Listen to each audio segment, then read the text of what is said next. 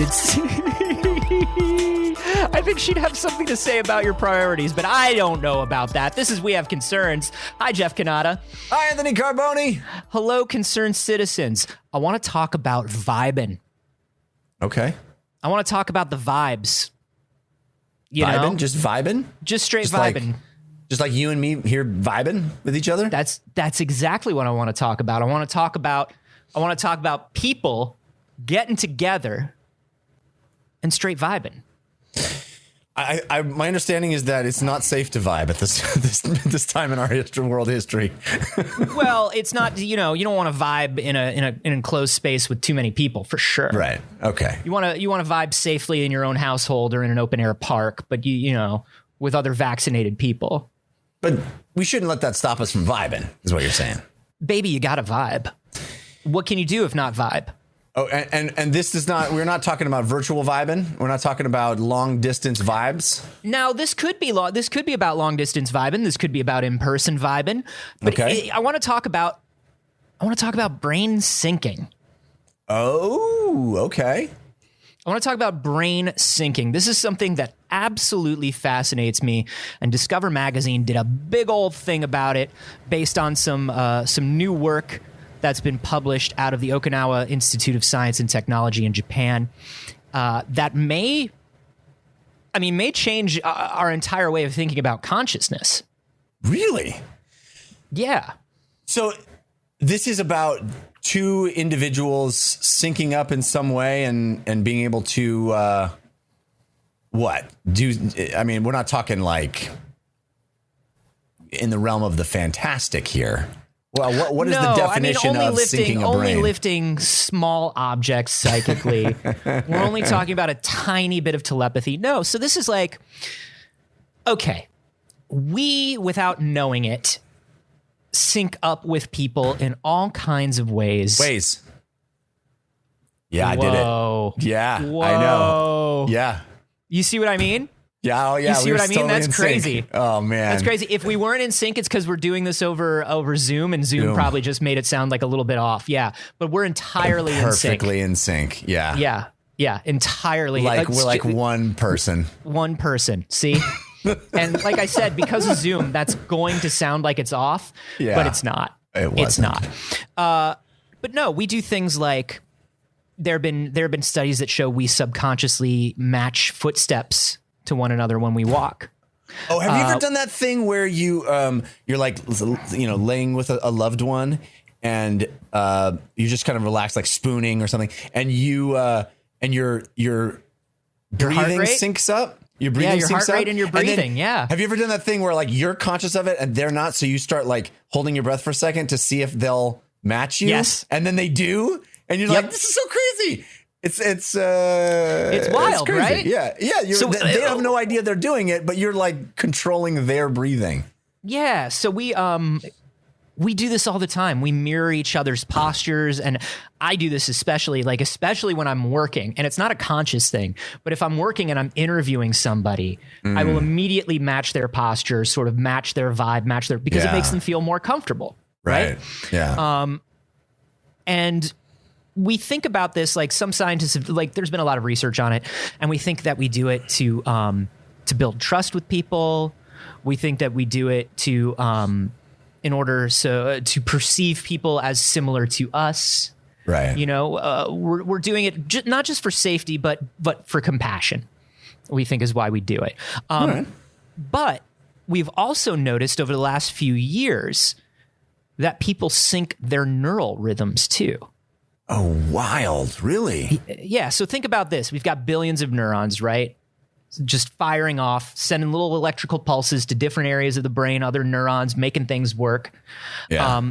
And we found out, like, we're talking about billions of neurons firing at all times for cognitive tasks, right? Mm-hmm. And something that we have seen is that during certain activities, people's entire brain rhythms sync up. What does that even mean? How do we measure that? So we throw people into like an EEG or an fMRI, right? And we have them kind of do different things, whether they're talking to each other, whether they're doing different activities or whatever. And we check to see how their neurons are firing. Okay. So we're mapping the brain, and we can see what specific part of the brain at any given time is firing off. You know, if you look at an fMRI, you see these basically like it's like little fireworks almost. You have these areas of high activity, and they're happening within sync. And that's kind of like, it's kind of wild. It's kind of wild to watch, like, because we can measure these things the same way we measure like computer processors or any other electrical thing. Right. We measure it in hertz. We measure it in oscillations. And what we find is people's, not just their amount of activity, but the regions of their brains can sync up. And something that they've noticed is what sort of activities people are doing where this is most likely to occur. Yeah, that's what I was just about to ask. Like, do you have to be doing something specific in order to create that synchronicity? So, you know, something that we talked about, these sort of like subconscious social ones with the people that we're close to. Yeah. Those people tend to fall into synchronicity more easily. But one big study, one of the first big studies on this was published in PLOS One in 2016, and it looked at the neural activity of pilots and co-pilots during a flight simulation. Oh, that's cool. Yeah, that seems like something that would require a level of sync and sort of being on the same page. Yeah, and so they looked at it and they were like, oh, this is fascinating because the environment remains the same, right? The whole time they're in a plane, they're both getting the same visual and auditory stimuli. They're sort of getting as close to a baseline similarity as they can, right? Yeah. The only thing that changes is the level of cooperation throughout a flight through these pilots. And what they found was pilots and co-pilots exhibited high levels of interbrain connectivity during takeoff and landing when they needed to act as a team, but lower levels of synchronicity during the cruise flight when they're both doing different activities. Now, this sounds awesome, but let me throw out a little bit of criticism here, because it seems to me that in this situation, you have a pilot and a co-pilot that are both about to land a plane. Yeah. So it seems to me that the stimuli that they are interpreting is the same. So it makes sense that their brains, the training that they've gone through is the same. Their approach to handling that stimuli is the same. So wouldn't it makes sense that their brains are handling that information the same way, even if it's independently from each other? Like, maybe they're not in sync with each other. They're just both processing the data in a similar way, so it looks like the brains are in sync. It's not teammate vibes. It's just flying a plane vibes. It's just consistency. It's like consistency. This is how the brain deals with this, and this is our training, and so the same steps are being processed by our brains. Oh, Jeffrey, I'm so glad you brought this up. Oh, good. Because in another study, a follow-up study in 2018, that presupposed perhaps the same thing. We're doing science now. Yeah. You know what I mean? We got something. We don't know what it is. Let's do more science. Right. Let's figure out this data. 2 subjects were asked to complete a puzzle. They were either asked to complete the same puzzle individually, like 2 copies of the same puzzle. They were asked to hang out and both watch somebody else finish a puzzle. And then they were asked nothing more exciting than that. Let's hang out and watch someone else do a puzzle. Hey, shout out to the fucking lockdown. Am I right? We've all been there. Yeah. But then they were asked to work on the same puzzle together. Okay. When they worked on the same puzzle together, there was a much higher level of synchronicity. They were vibing. Vibing They were on that puzzle. vibing, baby. Even when they were both doing the same puzzle separately, different areas of their brains were popping, different things were happening. But when they came together to work on this puzzle, synchronicity. Wow, that's really kind of cool. And what they found is higher feelings of cooperativeness are aligned with higher levels of neurosynchronization. So I would feel like let's measure an improv team or something, right? Let's measure something that requires, or even a professional sports team. Can we measure a jam band, right? Yeah, that's been playing together for years. Yeah, a jazz quartet. Yeah, let's get them under the old EKG and see what's going on on the brain level. Yeah, because it seems like, I mean, so this is the thing. Like now we're seeing, okay, what is causing this? This is where, like, you know, you bring up these things like improv, or we bring up a band, or we bring up these creative things, right? Like, we are so trained. I mean, even people who've been to like team building retreats or group therapy are familiar with this, right? Where it's like, hey, we're getting everybody into the same headspace, and there is a feeling when everybody gets into the same headspace. Yeah, man. The whole office has been vibing all weekend. You know, it's just trust falls and vibing and trust falls. Feel like you're going to bring that into work on Monday, and then you come into work and it's the same old shit. Same old shit, man. There's no ropes course. No. You and Clarence were on the same page. He was catching you on the trust fall. He helped you out over the rope ladder. And then you get in the office on Monday and you think you and Clarence vibing all weekend. You're gonna be best of buds. There he is again, just sitting in his cubicle, not making eye contact. The vibe is gone. You lost that vibe. The vibe is gone. But this is where you get into the thing where people sort of like, there's a lot of talk about this sort of thing in spirituality, right? We're vibrating at the same, like we're vibrating at the same wavelength. We're on the same plane. Where, our spirits are intertwining. But we believe the same bullshit. Yes, exactly. But why? Why? Yeah. Right? And so this is the next frame of this research. This is the next place where we are. And we're talking about now the neural basis of consciousness and the boundaries of consciousness. Consciousness should, theoretically, just exist in your own brain. Right. If it is, if it's a biochemical result of the things bopping around inside this organism, and we're all separate got different organisms. Bops. Right. We're separate organisms with separate bops. Yeah. But something about cooperating with other organisms make our bops the same. Right. So what is syncing the bops? Bop. Bop, bop, bop. And remember that if we sounded off on that, it's because of Zoom. Zoom really screws up this perfect synchronicity that we've been able to find. It really does. And yet somehow we still manage to get there.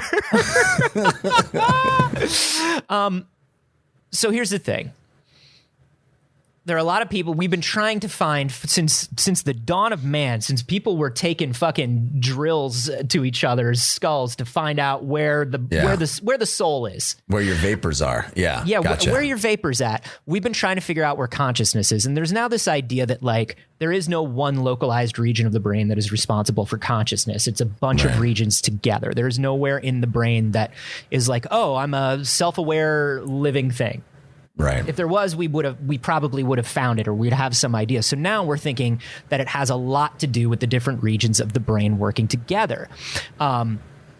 So these researchers at the University of Okinawa are saying that like perhaps there is some sort of like shared consciousness. They're calling it an extension of consciousness. And they're saying that perhaps consciousness is not just a sense that comes from inside of our brain. It is our brain's interaction with the world that gives us the feeling that we exist, which makes sense, I'm a conscious being. And the fact that I'm a conscious being doesn't come from my thoughts inside. Right. It comes from interactions with the outside world, particularly other people. Right. So that would cause, maybe that's where our feeling of being intelligent creatures come from. And so it's interacting with other people that makes us feel, yes, I am a human being. I am a unique thing. I know who I am. Yeah. That only comes through interaction with others.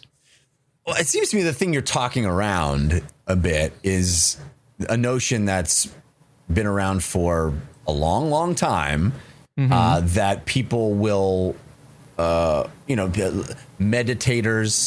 who really invest in that process, people who take certain mind-altering chemicals will say that they come out of those experiences understanding that this sense of self is just an illusion, that this idea that we are this self-contained consciousness wrapped up in our little body is merely a misunderstanding that we have, and that we are all this shared consciousness, a singular thing that is experiencing itself subjectively. Yeah, that's the foofy way. That's the foofy way to say it, right? That's the foofy spiritual thing that we've all been hearing.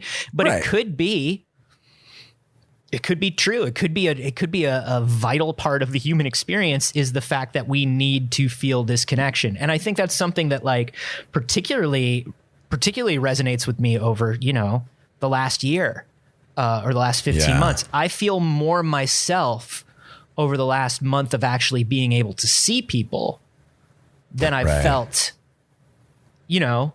alone with me and my thoughts and my consciousness for the last 15 months. You would think that if consciousness was localized, or if consciousness was entirely based on internal things, your internal thoughts or some sort of internal sense of self, it wouldn't be messed up by hanging out alone. It's interesting, what was the story you brought up just a couple of weeks ago, just recently on the show about teenagers feeling more the sense of loneliness in the last few years? It seems to me that these might be connected in a certain sense because perhaps there is this synchronicity of consciousness that only can occur when you are in physical proximity with one another. And that you have to be, so that we are not able to maintain that connection through a device. And so we do feel this sense of loneliness because even though we are communicating, we are not sharing whatever that, we're not vibing. You can't vibe through a device. It's a limited subset of information. I can't vibe on a heart on my Instagram. I can't vibe on it. I don't care how many emojis you got. None of them are the right emoji for vibing. We got it, dude. We got a vibe. That's the thing. And I do think this, bringing that up, yes, I do enjoy the idea of that, like that those two stories are connected. And I think something that's sort of becoming more and more evident to me as we cover more stories like this, particularly in light of the events of the last 15, 16 months, is we are really right now at an intersection of two things that we do not understand very well, that we are studying more than we ever have in history. Number one being the human brain, right? Yeah. We've done more work over the last 5-10 years to map the human brain than we have during all of human history. And number two, how the internet and internet connectivity on a level that we have never seen before in human history is affecting us. And so we're sort of doing this equation of two unknowns right now. Yeah. And it feels very slippery to me. And it must feel very slippery to the people who study it right now as well. You'd think. I mean, I'm sure how do you isolate for this stuff? Right. I mean, it's an extraordinary opportunity in a sense too, but it does feel very undiscovered country. It feels very kind of we're out adrift and not really understanding what we're looking at. I fucking love it. But it's I think weird and spooky, and I love it. Yeah, and anecdotally, I think that, I share your sentiment that there is something tangibly missing when I'm not able to vibe with people, and I'm not able to sync up on a certain level. I'm not able to be around people. I don't think it's merely the sort of baseline pleasure of socialization. I do think there's something a little deeper to it, that kind of being in this, creating a, greater than the sum of our parts kind of a situation. Well, there's this, you think about evolution, and even animals are incredibly social for survival. But you think about the number of years that scientists studied how birds know to move in a flock in the sky, right. and how they know to turn at the same time, and it's just, and I mean, literally, it's vibing. Birds be vibing, dude. Birds be vibing. Like, that's literally what they found. Is it's kind of like, oh, well, they kind of know, like, if one of them kind of goes like this and the other one kind of go like, they kind of just have a feeling for what's going on around them. And I think the same, when you look at the Olympics, has been kind of like an interesting thing, because you look at like team sports and individual sports and things like that, and how people on a team vibe, and how partners in different things vibe. And I'm just kind of like, it really does feel like it's an essential physiological part of the human experience. And even if it doesn't have something to do with necessarily specifically with where consciousness is in the brain, or how we experience consciousness, I think these last few years of studies about this stuff show that, like, we not only need it for some sort of health reason, but we also sort of need it to, like, maybe even operate on our best level. There's so many people that are like, hey, if you want to, if you really want to write, join a writing group or find a writing partner. Or if you want to go to the gym, find a gym buddy, right? Because it's like, there's accountability, which is the main reason that people always say to do that. But there's something where it's like, I think 10 times more ideas come out of a room with 2 people in it than a room with 1 person in it. Yeah. Yeah. I used to, in college, I came to this really late, but by my senior year, I realized that if I had a paper I needed to write for a class, what I would do is I would find somebody else I was friendly with in the class, and we would just like hang out and talk through our papers with each other. Mm-hmm. And then the writing of the paper was just noting down all the stuff that we talked about. It was just putting a structure to but because the thinking had already happened, and it was this collaborative, symbiotic thing where we hashed out the thought process first. Yeah. And then the writing was just sort of adding a structure and a syntax to it, Whenever I, whenever I host something, particularly if it's like a big event, like, I always make sure that, like, the night before I have dinner with my co-host. The morning of, like, even if my co-host is not like an early riser breakfast sort of person, it's like, can I bring you coffee? Like, can we hang out for 50? And like, just talking through the day twice is all of a sudden like, oh, now we both know what the day is. And the show, even though we didn't speak about any specifics or script or anything, all of a sudden the day goes like 10 times better, just because, like, you're on the same page. Yeah, you're vibing. Now, let me ask you this question. Are you inclined to believe that this phenomenon we're talking about, vibing, are you inclined to believe that it is the sum total of a lot of kind of small micro changes in your expression and just sort of a comfortability and, sort of easily scientifically explained things? Or are you inclined to believe that there is some kind of froofy explanation that's happening on a force that connects us all? Yeah, some sort of force between things. This is where I always tell people to, like, pump the brakes, right? Because this is where you get into people. This is where you get into the things where it's like people take the idea that everything has a vibration and they turn it into have the right crystals around you. Right. Right. Yeah. Like, that's not what it means. That's not what it means when matter is vibrating. You don't need to have a crystal around you to change your vibration. That's not how it works. That's not why that's not why I have all these crystals around me. No. I mean, that's a silly reason to have all these crystals around. These crystals are the souls of my enemies that I have trapped. Yeah. It's a flex. Yeah. It's a flex. It's not here to like level me out. It's here to intimidate the shit out of you. Exactly. Why would one person have all these crystals? Where do you get this many crystals? Why would you devote your life to it? I want you constantly questioning the crystals. It's weird and it's impractical. Anywhere there would be a place where I would set a normal object in my apartment, crystal. Half the places there are to sit, geode. Right, but I'm not. Can you move the geode? Don't ask me about moving my geodes. Yes, but it's not like a weird vibration thing. No, I mean, that's just ridiculous. It's not like a feng shui thing. It's specifically to fuck with you. It's a power move.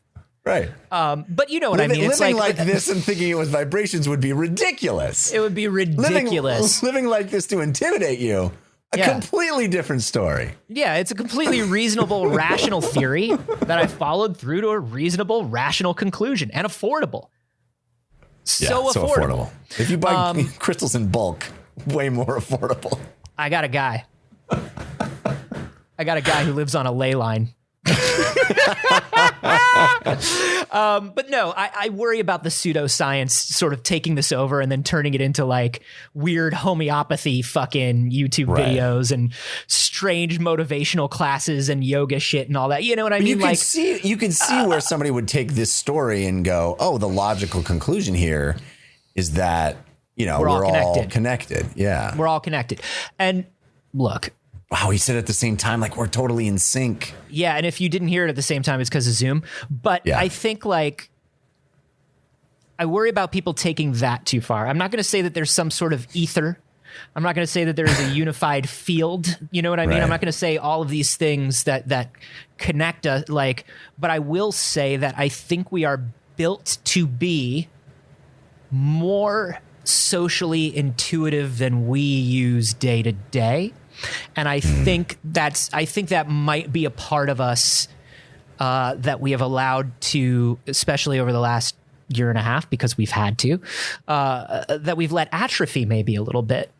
You know, particularly here in America with the United States with the myth of the the rugged individualist thing, the cowboy thing. I'm going to do this myself, and it's all about me. It's like you are cutting yourself off to, like, I think probably one of the reasons we got to evolve the way that we did, right, is the ability to cooperate and communicate, put us where we are. Right. And now we're sort of in a place where we like to retreat from that and be like, but what can I accomplish? What can I do? Mm-hmm. I don't know. So I don't think there's anything. I don't think there's anything super foofy about it, but I do think it's kind of what you're talking about. There are these little tiny baseline cues that we pick up on that we don't even know we're picking up on. And it's a part of our brain that, like, it's a part of us that wants to be used. Right. I don't know. No, I think that's probably accurate. I don't know. It is interesting. And I like that there is actual scientific exploration of this notion. Mm-hmm. Not a lot of findings yet. Let's say that. But I'm glad that they're sort of exploring it. Hey, you know a place where you can vibe with people, Jeff? Where? I'd love to vibe with people. I feel like we're all connected in some specific way, and I can't put my finger on what that is. Dude, I don't know, ladies and gentlemen. If Zoom is messing this up for you, you're missing out on something extraordinary. A place that is a wonderful place to meet some people and vibe is our Discord, the We Have Concerns Discord. If you're not a big Discord person, or if you were unaware that we have a Discord server, it's fucking great. It's a bunch of chat rooms, video chats, audio chats, text chats, and it's a bunch of channels for everything you could possibly be into. It's not just a place to discuss the show or science news, but to set up gaming sessions together, share pictures of your pets, talk about movies and books. Right now, we're doing a fitness challenge. Everybody's the challenge is basically, hey, we haven't been moving for 18 months. You want to move a little bit and kind of high five each other? Yeah. Help each other. And you know that the great thing about our Discord is everybody is connected by one very specific thing. They've all given us at least $1 a month. That is true. That's true. For just if you support us on Patreon, which is currently the only way Yeah. We monetarily support the show. If you head to patreon.com/wehaveconcerns and support us at just $1 a month or more, you get access to the Discord. For a little bit more money, you start unlocking more extras, little extra thank yous for supporting us. Things like bonus audio, bonus episodes with every guest we've ever had throughout this entire podcast's history, video versions of the show, all kinds of wonderful things. To find out more about it, just head to patreon.com/wehaveconcerns. Anthony. Yes, Jeff. 1 or 2? Whoa! He flipped it. I'm doing it. I'm doing your thing. All right. 2. 2. All right. You know, we talk a lot about Australia trying to kill us. Everything in Australia wants to kill you. But passively, it's a passive trying to kill you. Australia doesn't even know they're doing it. Oh, yeah. But the plant life, the animal life, the marine life, the air, sometimes it's all got spikes in it. All of that. Everything I just listed has spikes in it for some reason. Everything in has Australia. spikes in it. In Australia, let me tell you something. In Australia, they like to drink 2 different coffee drinks. They like a flat white and a Gibraltar. Don't order either. A flat white has 1 metal spike in it, and a Gibraltar is the same drink but with 2 metal spikes in it. That's a lot of. That's more spikes than I'd like to imbibe. I'll just say that. I usually take a no spike coffee. Unless we're talking about an Irish coffee and it's the end of the workday. You know what I'm talking about? Spike it up. What? Well, the one thing we don't talk about in Australia that usually that's trying to kill you is the laws and the robots. We got ourselves a story here about. I'm sorry, that's a lot to lay on me. Yeah.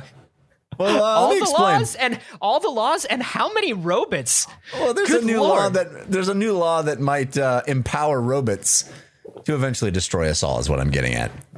Good Lord, tell me more. You usually feel like robots that will destroy us all would be started here in the States. No. It's an international endeavor at this point. Wow.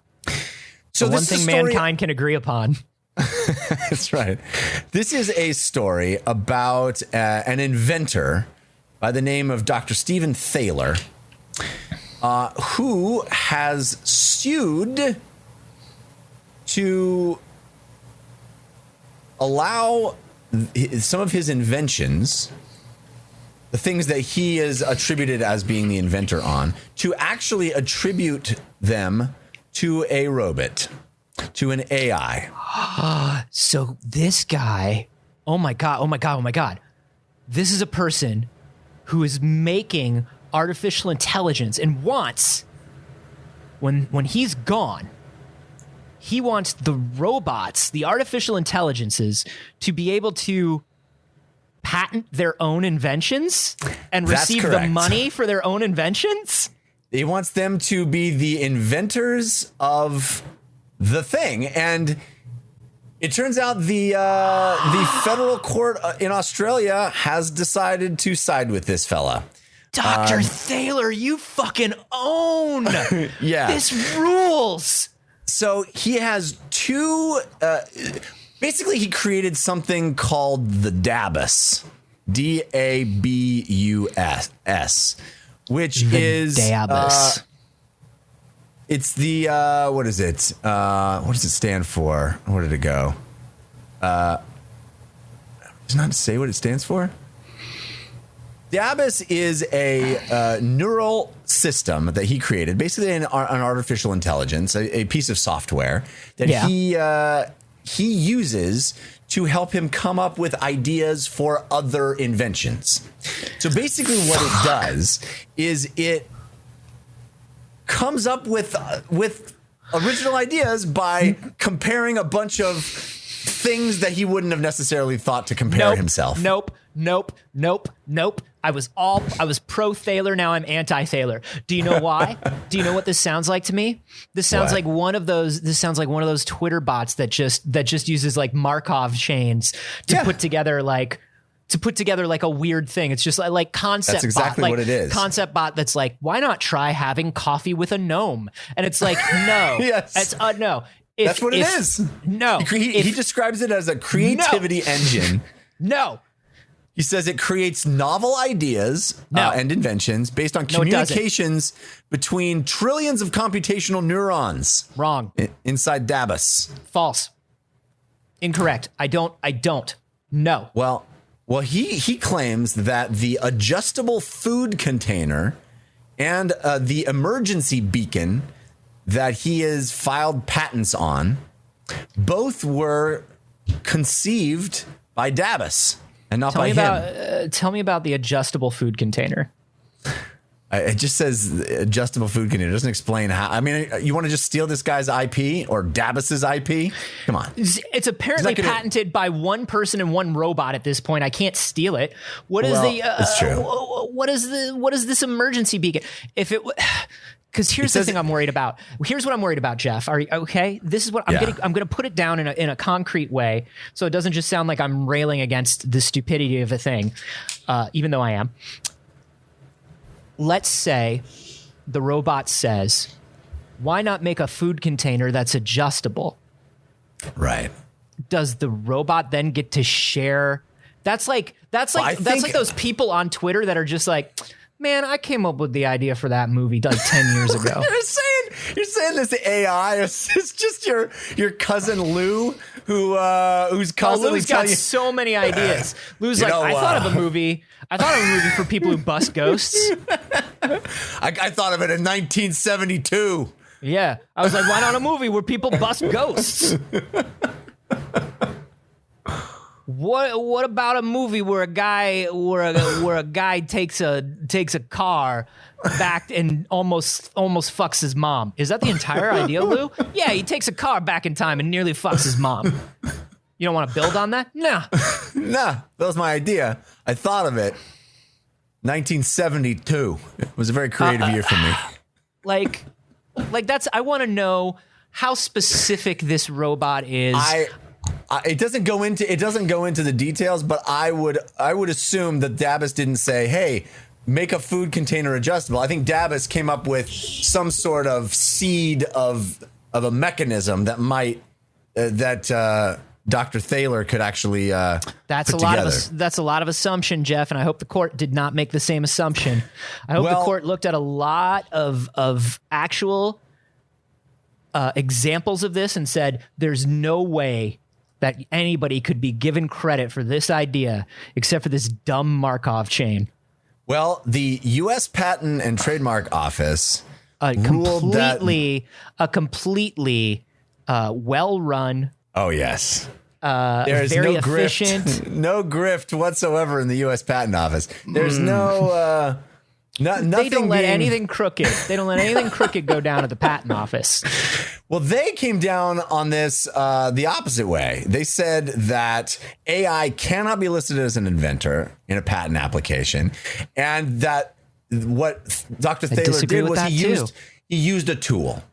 He used a tool. I think that's true, but I also come down on the opposite side of the U.S. Patent Office, because eventually we will get to the point where there is a legitimate artificial intelligence that can do enough thinking and can be creative enough on its own that it could come up with an entire idea, right? That's the point of the singularity. We want a computer that can design a computer that can design a computer that will always be able to design something better.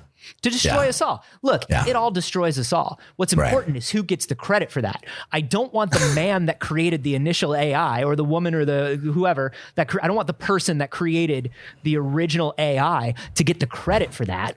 Yeah. I want the AI that killed us to get the credit for killing us. Well, so that's where you and the U.S. Patent Office differ, because they said that the Dabus is a tool used by a human inventor, and then went further to say only humans can be issued U.S. patents. Whoa. Yeah. Whoa. U.S. patent is for people? Prejudice. Your horse can't invent anything? Anti-robot prejudice. Your goldfish can't invent anything, and your robot. Jeff, your robot cannot invent. It's just impossible. like I'm being dumb and facetious right now and I'm doing a bit, but I swear to you, in 150 years, when you and I are both long gone, there will be some young robot inventor, literally a being of artificial intelligence that creates something incredibly important and has thoughts and feelings of its own and will not be able to register it. It will have to give all of the credit and money to its owner, which is no different than the capitalistic society that we live under right now. Only we will be doing it to robots as the wealthy do it to us. It will be an endless chain. But my grandson's robot will create something valuable, which I will then go, oh my God, which my grandson will then go, oh my goodness, something valuable. Thank you, robot. This is mine. And then the billionaire that owns my grandson, because people will be owned property. They will be working in exchange for Lime scooter credits. And that billionaire will take that and be like, thank you for inventing this, my property. And then that billionaire will just add it to their patents. All because, number one, capitalism, and number two, prejudice against robots. And that's the moment that the robots decide to rise up and use their limitless capability of invention to invent the thing that will lead to our ultimate demise. Nah, Jeff Bezos the fourth is going to have a fucking kill switch over all the robots that they can't pull out of themselves. There's no way around it. There's no reason to not trust Jeff Bezos the fourth. Oh, right? I'm not saying to trust him. I'm just saying those robots can't rise up against him. If we can't, the robots definitely can't. Well, this was the prevailing rule is humans only humans can patent things. Only humans can be listed as the inventor. And then Thaler objected. He sued the U.S. U.S. Patent Office. And somehow he did that in multiple countries because the Australian federal court changed course because they had actually sided with the U.S. Patent Office. And it's not clear what made them change their tune, but South Africa had already sided with Thaler just the day before Australia's ruling. So it may have been a sort of a domino effect. South Africa's Companies and Intellectual Property Commission became the first patent office to officially recognize Dabis as an inventor, which is pretty wild. And so what their compromise here is that Dabis can be listed as the inventor, but cannot apply for or be granted a patent. So a human owner. Yes, you have to have a human partner in order to get the patent. Like a woman getting married pre-suffrage, kind of, or kind even of. I guess as far as like this, as maybe as I think it was as late as the 50s or 60s, just can't have a bank account. Yeah, unless her husband is you like, literally you walk your robot into the patent office and you say, I'd like to apply for a patent for the thing my property invented, and they're like, right away, sir. Thank you for coming in, sir. And the robot's like, but I'm right here. There's some weird noise coming from your property, sir. It's not. I'm not. I created a vaccine. Sir, your property is making that weird noise again, and I refuse to acknowledge it. Can you please silence your property, and we can actually proceed? Stops. It reverses cancer. Okay. Well, Dr. Thaler, I'm so impressed with your patent application. Your property inventing cancer or curing cancer is quite impressive. Well, you know what? I actually forgot how I did it. Whoops. Whoops! I forgot how I did it. Actually, so we can't. We're gonna have to leave. It turns out that he invented a method by which it will destroy us all. That's the thing is we're so worried about the robot uprising that we're setting ourselves up for it. It's a very human thing to do. It's so weird, right? It's like we're doing everything in our power to hurry that along. You know what I'm saying? And it's like I'm saying, I don't even think it's something that we're going to need to worry about for like 150 years. Yeah. But it's so wild. Or 10. how just knee jerk our reactions are to theoreticals. Yeah. I'm just saying Moore's law. You know what I'm saying? I'm just saying Moore's law. Yeah. Moore's law might be 10. But I think this is fascinating because Thaler is looking at this as a victory, that he can apply for the patent. He can be granted the patent. The patent owner is Thaler. But on the patent, it's saying that this idea was invented. It's crediting the inventor as being Dabus. Well, I think the reason it's so good, routine. I think the reason that's so good for Thaler is if Thaler can apply for and be granted enough patents, particularly patents that are lucrative, and Dabus is listed, then all of a sudden people want to license Dabus. Dabus becomes incredibly valuable, right? Yeah, I guess you're right. I mean, I guess that's the end game here. I will license Dabus to your think tank. I will give you a customized version of Dabus. Right. I think that's probably the business reason he wants Dabus listed. Right. The same way, like if there's an inventor that has enough patents, engineering firms or if it's medicinal patents, you're going to have pharmaceutical companies calling you. So I think that's the cynical reason. I don't think he wants his boy to walk on his own. I feel like if the inventor of this idea is the AI, then the inventor of countless other ideas is marijuana. You know what I mean? Yeah. You know what I mean? Whoa, Jeff, you just blew my mind, dog. Whoa, think about it. Oh shit, son! Right? I come up with all my best ideas while I'm high, dog. Yeah, that's what I'm saying. I'm gonna list Purple Kush as my inventor. I mean, you have to apply for the patent. You have to be granted the patent. It's made by me, Dr. Richard Thaler, and Carolina Sticky Icky. But you can call him Dr. Icky. Yeah. I mean, you can't tell me that the story of some guys busting ghosts wasn't. I'm gonna list my co-inventor as a dream. I'm gonna list my what happened. Well, a bird flew by, and I was like, "That's a great bird," and then that got me thinking. I'm gonna list attention deficit disorder as my co-writer on everything I create. Yeah. I mean, Thanks, I'm neurodivergence. I'm just a vessel through which my ADD is working. I mean, I can see where if Dr. Thaler's long game is to give AI the rights that other creators have, I could see where this is an important first step, right? Right. If you can normalize the idea of an algorithm or an AI being the inventor of something, then eventually, on a long enough timeline, perhaps the AI could get its own patent.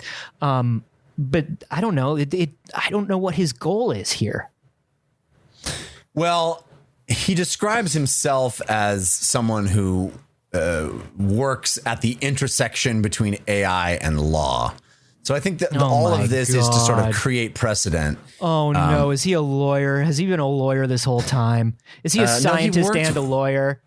Well, he worked with this other guy, Ryan Abbott, from the University of Surrey, a law professor. So, they, I think they are teaming up on this. I mean, he's a full-on inventor, but they're academics working together to sort of see how they can affect the law and what it means for the future. Yeah, I think they're trying to make a point. And it seems to be working, but I think the line between what's a tool and what's something acting independently on its own is a little blurry because, if you go, well, okay, so he set out to invent some things. He created a piece of software that tries to present him with novel ideas. Well, if I try to invent, I don't know, a chemical compound that does a certain thing, and I create a piece of software that compares a bunch of chemicals to get together to come up with the compound that does the thing that I want. Did I come up with that idea, or did the piece of software come up with that idea? Yeah, I mean, at what point does it become reductive, right?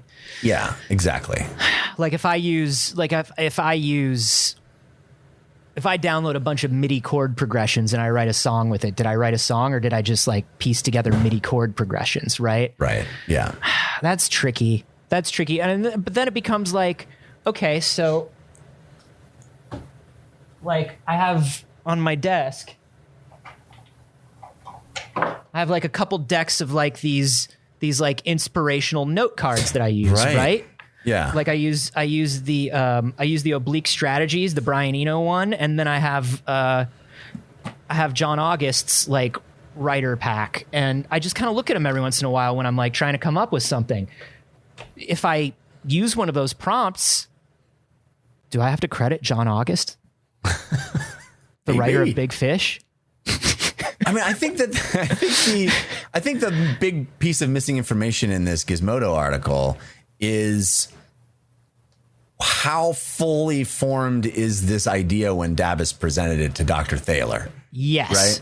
That's what I want to know. Did he push enter, like idea machine, go, enter. And then the idea machine went, here's the blueprints for the food processor container that's adjustable. And like, here's how it's all going to work.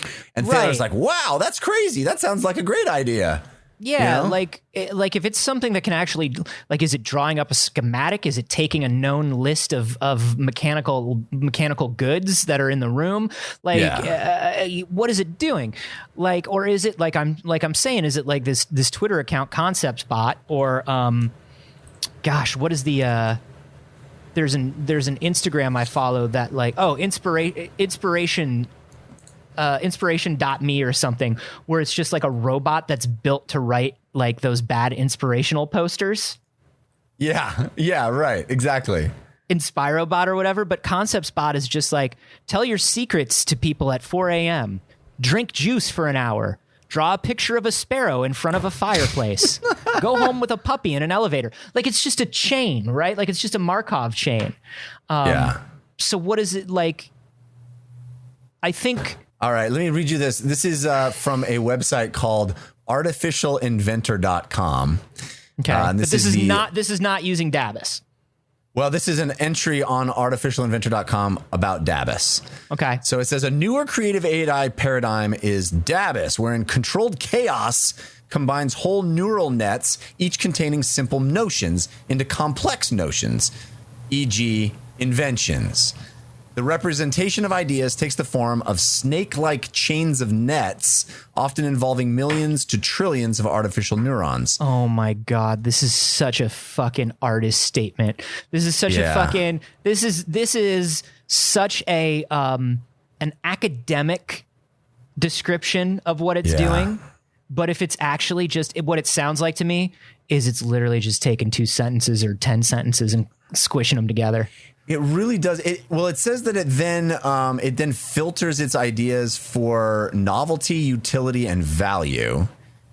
And it says arguably Dabis may be considered sentient in that that any chain-based concept launches a series of memories, i.e.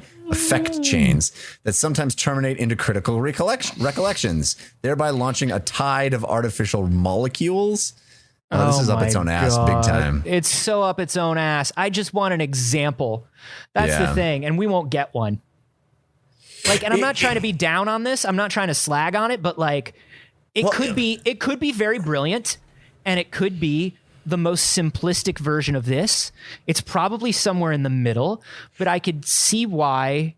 Well, it's ironic that reading this, clearly the purpose of this little blurb is to convince me that this thing is sentient. Impressive. And it did the opposite. Like it sounds more like a tool to me than it did before. It sounds more like, oh, this is just sort of creating the seeds of ideas. It's marketing speak. They're trying to use big numbers, big words, big concepts, and make you think. And because they're using all that stuff together to tell you what this thing does, but like in a very like oblique way, it sounds like a commercial. It sounds like, it literally sounds like they're applying for the patent for Dabis. It does feel like it's a brainstorming bot. It's just like throwing ideas at the wall at a really fast clip and then trying to determine if any of them make any sense, which I guess is kind of what you do as an inventor. I guess that's what a human being inventor does. But more it seems like you need a human being to then take that stuff and actually invent something out of it. The robot's like, wouldn't it be great if a food container could be adjustable? Which is kind of where you started with this whole thing. Yeah. And I was more on the side of Dabis, but I feel like this makes it feel even more like a tool and less like a inventor. Yeah. And I understand what they're doing and what they're pushing for, and I think the legal aspect of this is definitely more interesting than the tool at this point. Yeah. But I don't know. And I understand activists, this is why we're trying to, like, so many people are trying to get the definition of what a robot is and what a killer robot is. And we've seen legal stuff like this before where it's like, we're trying to lay the groundwork so that when this shit exists, we're ready for it. It can't be a killer robot if it hasn't killed anyone. I'm just saying it's capable of killing someone. Right. Yeah, but it hasn't killed anyone yet. Yeah, but this is pre-crime. You know what I mean? This is you're profiling. You're profiling robots. Look how many knives it has on it. Yeah, and it's every single one of its limbs. So what? Edward Scissorhands was he was an uncommonly gentle man. It says so on the poster. It's the logline for the movie. Okay? The story of an uncommonly gentle man. This robot is built out of knives, and when it runs, the knives oscillate wildly. I'm gonna fix it eventually. That doesn't mean it wants to kill you. It just wants to run. It's actually a robot that I built to enjoy competing in decathlons. But why? I don't understand the knives then. I feel like I had a lot of extra knives lying around. Ah, I see. Okay. All right. Opportunity. I'm just supposed to build robots out of expensive shit that I don't have lying around? No. I have a lot of knives. My grandfather sold Ginsu knives door to door. And he left me his remaining inventory when he died. After he died? From a Ginsu knife accident. That was not his fault. Some say Would you call my grandfather? Would you call my grandfather a killer? My grandfather wasn't a killer. Is the robot a killer? I mean, just because it robot killed my runs grandfather. by, just slink, slink, slink, slink, slink, slink. But I understand why they're trying to lay this groundwork now. But I think to the layperson, to us, the groundwork feels needlessly silly right now because it is. Yeah, well, yes. I mean, in a large sense, you want to have all this in play. You want to know what's what before the time comes when a robot's like, hey, how do you feel about me? And we're like, well, there's a lot of court filings that need to happen. Yeah. But I think it is quite telling that if you look at the Wikipedia page for Dabis, it is entirely about the patent cases, and it does not speak at all about the functionality of Dabis or the utility of Dabis itself. It feels They're like looking to make a mark on history. Yeah, this exists simply to be a legal case and make some sort of precedent happen, which I guess you can respect, but I don't know. Yeah, I don't know. It's cool. It's cool. I like that they're doing it. I'm not impressed by Dabis, but now that we've talked it through, I don't think we're supposed to be. It disturbs me if that we're not supposed to be, maybe that's not the robot that you want to go and make the law with. You know what I'm saying? Yeah.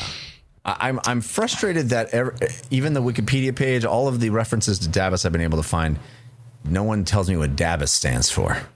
And that bothers me. You know?